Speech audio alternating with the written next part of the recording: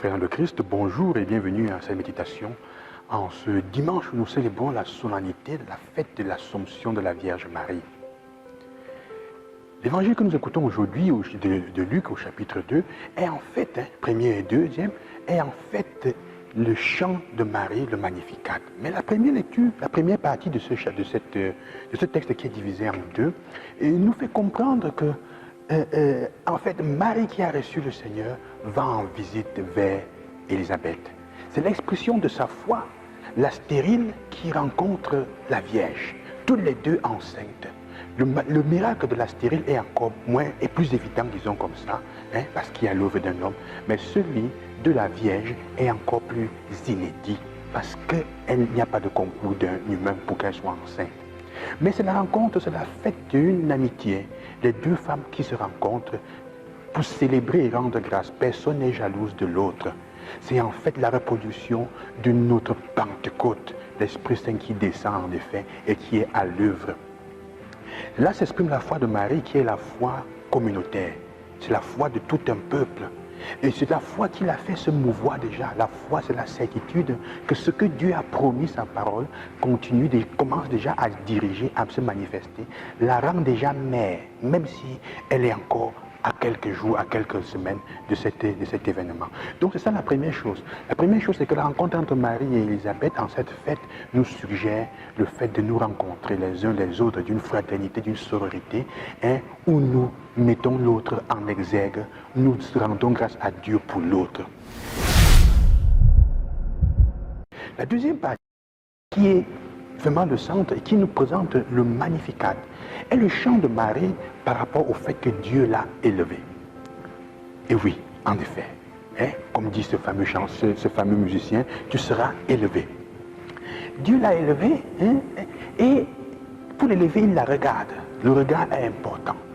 Le regard que Dieu a sur nous, accepter d'être regardé est important. Le regard, ce n'est pas un regard qui condamne. C'est un regard qui élève, c'est un regard qui voit la misère, mais pas pour la critiquer et pas pour te faire ressentir le poids, mais pour aimer davantage. C'est ce que Marie dit dans le Magnificat. Le Magnificat, en fait, est un chant quand on regarde les paroles. Si vous relisez la Bible, vous verrez tous les versets qui sont à côté, qui disent que Marie a pris les paroles de la Bible, de ses ancêtres pour composer le Magnificat. Elle n'a pas inventé le Magnificat. Donc elle s'appuie sur la communauté, sur la foi de sa communauté pour exprimer le miracle, la gratitude personnelle qu'elle vit. C'est en fait ça.